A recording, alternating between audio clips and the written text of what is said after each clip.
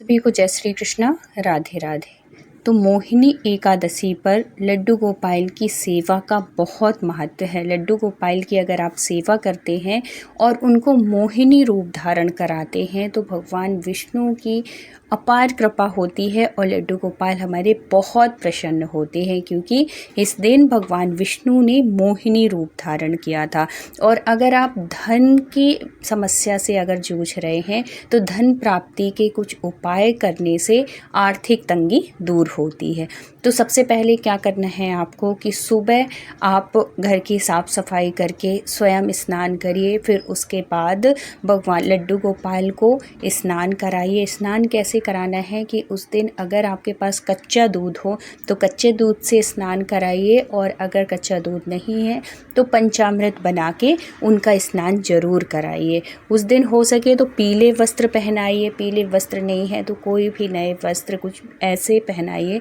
हम मोहिनी रूप उनको देना है, मोहिनी का रूप देना है, जिससे हमारे कन्हैया बहुत प्रसन्न हो जाएं और हमारे ऊपर बहुत कृपा करें। तो उनको बिल्कुल मोहिनी रूप ऐसा लगे ही ना, पहचान में ही ना आए कि वो हमारे कन्हैया हैं। इतना सुंदर आप उनका रूप धारण करिए। देखिए, जैसे मैंने आज अपने कन्हैया को मोहिनी रूप धारण कराया है, वैसे ही मोहिनी रूप धारण कराना है ये मोहिनी एकादशी में। और फिर उनको तुलसी दल जरूर अर्पित करिए, लेकिन एकादशी के दिन तुलसी दल नहीं उतारते हैं, नहीं तोड़ते हैं, इस बात का ध्यान रखिए। तो आप पहले से ही तुलसी की व्यवस्था कर लीजिए। और उस दिन हो सके तो मिठाई का भोग, पीली मिठाई का भोग जरूर लगाइए। धन प्राप्ति के लिए कुछ आपको उपाय करना है जो कि ज़रूर करिएगा।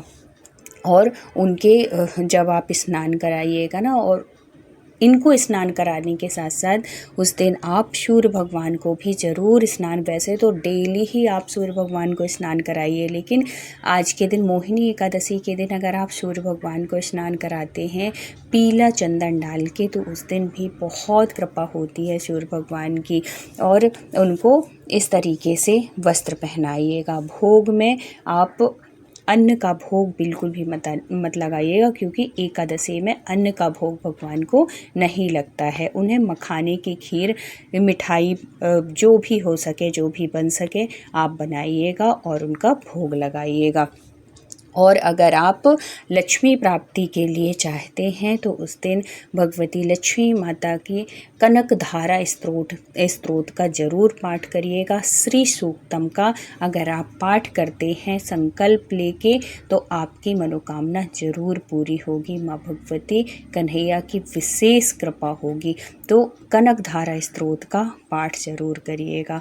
मंत्र में ओम नमो भगवते वासुदेवाय मंत्र का एक माला जरूर जाप करिएगा। और अगर आप कोई गुरु मंत्र लिए हैं तो अपना गुरु मंत्र जरूर पढ़िएगा। फिर उसके बाद ओम नमो भगवते वासुदेवाय का एक माला जरूर कर लीजिएगा। और हो सके तो विष्णु सहस्त्र नाम का उस दिन जरूर पाठ करिएगा। भगवान बहुत प्रसन्न होते हैं, क्योंकि एकादशी में जो भी मनुष्य एकादशी के दिन विष्णु सहस्त्र नाम का पाठ करता है, उनके 1000 नाम लेता है, उससे भगवान विष्णु और माँ भगवती लक्ष्मी माता की विशेष कृपा होती है। तो इस दिन ये उपाय ज़रूर करिएगा, जिससे कि आपके ऊपर लक्ष्मी माता की विशेष कृपा रहे। कनक धारा पढ़ लीजिए, श्री सूक्तम पढ़ लीजिए, लक्ष्मी माता का चालीसा पढ़ लीजिए, विष्णु सहस्त्र नाम पढ़ लीजिए। ये बहुत ही फ़ायदेमंद होते हैं, बहुत ही लाभकारी होते हैं, जो आपके धन प्राप्ति के लिए बहुत ही शुभ फल प्रदान करते हैं। और दक्षिणावर्ती शंख का भी बहुत विशेष महत्व होता है। भगवान विष्णु को दक्षिणावर्ती शंख से जल अर्पित करने से अपार धन की प्राप्ति होती है। अगर आपके घर में दक्षिणावर्ती शंख है ना, तो आप अपने लड्डू गोपाल को डेली दक्षिणावर्ती शंख से स्नान कराइए। अगर रोज नहीं करा सकते हैं तो भी कोई बात नहीं, आप एकादशी के दिन जरूर स्नान कराया करिए दक्षिणावर्ती शंख से, उसका बहुत महत्व है। पीली वस्तु का दान भी करिएगा इस दिन। किसी ज़रूरतमंद को हो सके तो कपड़े दे दीजिए, या पीली चीज़ों का दान करिए, जैसे कि चने की दाल हो गई, बेसन हो गया, कुछ भी ऐसे पीली मिठाइयाँ हो गई, कुछ भी ऐसी पीली चीज़ का दान जरूर करिएगा जिनको ज़रूरत है। गरीबों में दान कराइए, गौशाला चले जाइए वहाँ दान कराइए, मतलब ज़रूरतमंद को ज़रूर दीजिए। और इस दिन अगर आप मंदिर जाके कुछ दान दक्षिणा भगवान के निमित्त निकालते हैं ना, उससे बहुत पुण्य की प्राप्ति होती है। और भगवान विष्णु को मोहिनी रूप में ज़रूर धारण कराइएगा, इससे भगवान की विशेष कृपा होती है। अगर आप भगवान को मोहिनी रूप धारण कराते हैं, बहुत सुंदर से उनका श्रृंगार करते हैं, उनको इस तरीके से चुनरी पहनाते हैं, पूरा श्रृंगार बिल्कुल मोहिनी के जैसे करते हैं ना, इससे हमारे कन्हैया बहुत प्रसन्न होते हैं। वैसे तो हर एकादशी बहुत महत्वपूर्ण होती है, लेकिन आज के दिन वो मोहिनी रूप धारण किए थे, इसलिए जो भी भक्त, जो भी लड्डू गोपाल का भक्त उनको मोहिनी रूप देता है तो उसके ऊपर अपार कृपा उनकी कन्हैया की बरसती है। आपको मनवांछित फल की प्राप्ति होती है। आप जो भी इच्छा करके भगवान की सेवा करेंगे, जो भी इच्छा करके भगवान से प्रार्थना करेंगे, वो आपकी सारी मनोकामना पूर्ण होगी। तो इतनी फलदायी होती है, इतनी लाभदायी होती है ये मोहिनी एकादशी। तो मोहिनी एकादशी की आपको कथा सुनाते हैं। तो मोहिनी एकादशी की पौराणिक कथा है कि प्राचीन समय में सरस्वती नदी के किनारे भद्रावती नाम का नगर था। वहाँ धृतिमान नाम के राजा राज्य करते थे। उसी नगर में धनपाल नाम का एक वैश्य रहता था जो बहुत धार्मिक और दानी था। धनपाल के 5 पुत्र थे, जिसमें से 4 तो बहुत अच्छे थे और एक जो था वो बहुत ही धृष्ट बुद्धि था। वह बहुत ही दुराचारी था, जिसका नाम था धृष्ट बुद्धि, लेकिन वो बहुत ही दुराचारी था, पापी और गलत संगति में रहने वाला था। उसने अपने पिता की सारी संपत्ति बर्बाद कर दी। इसी वजह से वो जो थे वैसे थे वो उसको घर से बाहर निकाल दिए। घर से बाहर निकाल के उसको मतलब अपनी संपत्ति से अलग कर दिए। एक दिन भटकते भटकते वह जंगल में पहुंचा, जहां उसे ऋषि कौंडिन्य का आश्रम मिला। धृष्ट बुद्धि ने ऋषि से अपना दुख का कारण पूछा और उनसे मुक्ति का उपाय जानना चाहा कि इतना दुख मुझे क्यों है, और मैं मेरे 4 जो भाई हैं वो तो बहुत अच्छे, उसको भी इस चीज़ का वो हुआ, आभास हुआ कि ये जो मैंने जो इतना किया वो मैंने बहुत गलत किया। जब तक वो राज्य में था, जब तक वो अपने पिता के उसमें सानिध्य में था, तब तक उसको बुद्धि नहीं आई। लेकिन जब उसके पिता उसको नगर से बाहर निकाल दिए, जब जंगल जंगल भटकने लगा, तब उसको अपनी गलती का एहसास हुआ। तो जब ऋषि मिले, और ऋषि भी उन्हीं को मिलते हैं, ये जो साधु संत की जो हमें सानिध्य मिलता है ना, ये भी भगवत कृपा से ही मिलता है। तो जब हमारे पाप खत्म होने वाले होते हैं, छिन्न होने वाले होते हैं, तब हमें साधु की संगति मिलती है। तो भगवान की विशेष कृपा होती है। जब हमारे पापों से मुक्ति मिलने वाली होती है, तब साधु का संग मिलता है। तो जब वो भटक रहा था जंगल में, तो उनको जो ऋषि मिले, तो उसने धृष्ट बुद्धि ने ऋषि से अपने दुख का कारण पूछा कि मैं इतना पापी क्यों हूँ और मुझे इस पाप से मुक्ति कैसे मिलेगी। महाराज प्रभु ऋषिवर, आप कुछ ऐसा उपाय बताइए जिससे मैं इस दुख से मुझे छुटकारा मिले। तो ऋषि कौंडिन्य ने उन्हें बताया कि ये जो महीना चल रहा है, वैशाख मास जो चल रहा है, वो भी शुक्ल पक्ष, ये बहुत ही पुनीत महीना है। इस महीने में किया गया दान पुण्य धर्म अनंत गुना फल देता है। और इसमें ये जो एकादशी है, जिसको कि हम मोहिनी एकादशी कहते हैं, यदि तुम इस दिन व्रत करोगे तो तुम्हारे सारे पाप नष्ट हो जाएंगे और तुम्हें इस दुख से मुक्ति मिलेगी।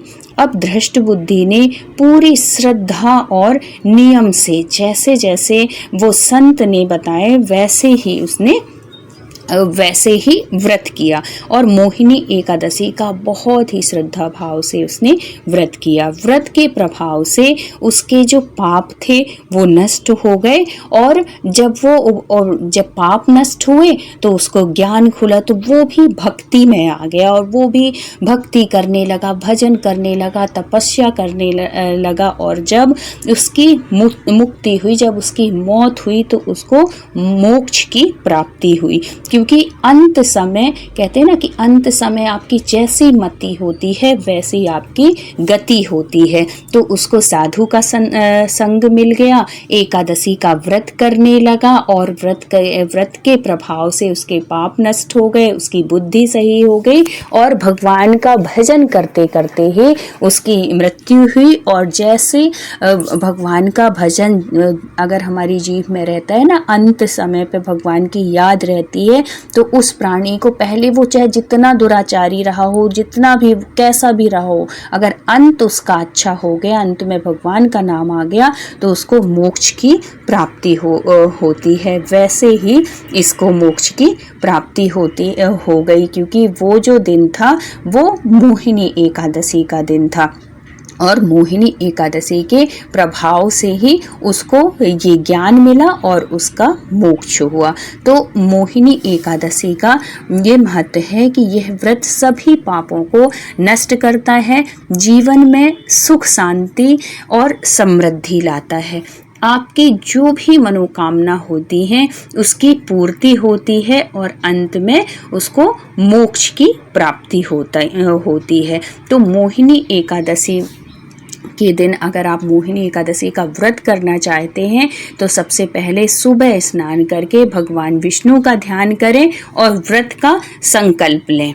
फिर उसके बाद पूजा करें, भगवान विष्णु की मूर्ति चित्र जो भी आपके पास हो उसको गंगा जल से स्नान कराएं, दूध से, कच्चे दूध से, पंचामृत से ऐसे स्नान कराएं, धूप दीप दिखाएं और फिर विष्णु सहस्त्र नाम का पाठ या ओम नमो भगवते वासुदेवाय का माला जरूर करें। 1 माला, 2 माला, 5 माला, जितना संभव हो सके उतना करें।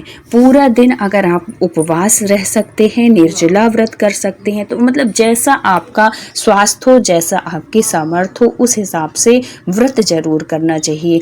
और अगर व्रत नहीं कर पा रहे हैं तो उस दिन पूरी कोशिश करिए कि सात्विक भोजन करें। लहसुन प्याज का उस दिन त्याग कर दीजिए, उस दिन छूइए भी नहीं, लहसुन प्याज का बहुत परहेज करिए। और हो सके तो रात में भजन कीर्तन जागरण अगर आप कर लेते हैं तो अनंत गुना फल की प्राप्ति होती है। और पूरा दिन भगवान का स्मरण करते रहें। उस दिन ना तो किसी की चुगली करें, ना निंदा करें, ना झूठ बोले, ना कुछ, इन सब चीज़ों से बचे रहें। और जब आप पूरे टाइम भजन कीर्तन करते रहेंगे ना तो ये सब चीज़ करने का समय ही नहीं मिलेगा। इसीलिए कहते हैं कि व्रत के दिन, एकादशी के दिन जितना हो सके खूब भजन करिए, कीर्तन करिए, कथा करिए। और अगर आप ये व्रत नहीं कर पा रहे हैं तो मोहिनी एकादशी की कथा चाहे खुद कहिए या सुनिए या मंदिर में जाके पंडित से कहिए। और उस दिन दान का बहुत महत्व है। अगले दिन द्वादशी को आप उस दिन, जिस दिन एकादशी है उस दिन दान ना करें, कोई बात नहीं, लेकिन दूसरे दिन जब आप पारण करते हैं, दूसरे दिन सूर्योदय के बाद जब आप पारण करोगे